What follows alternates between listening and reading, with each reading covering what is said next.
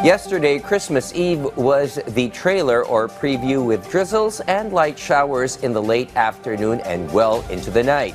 Today was the full-length feature with sustained rain showers since this morning amid brief and few gaps in between. And this is likely to extend to the north of the mainland through this week up to New Year's Day, as our Rod Lagusad reports.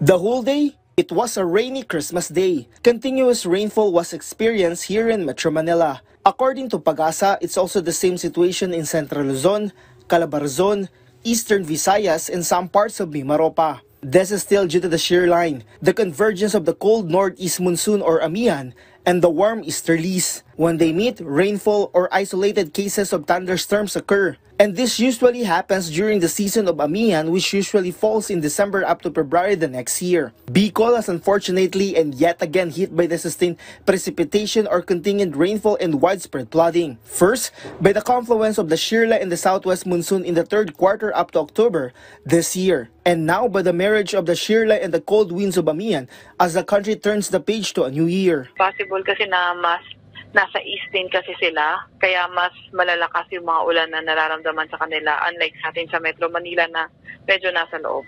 While other parts of the Visayas and Mindanao are up for generally better weather conditions. Inaasahan natin kung dito sa may Metro Manila at mostly ibang bahagi ng Luzon, posible until tomorrow na maging maulan and then improving weather conditions sa mga susunod na araw.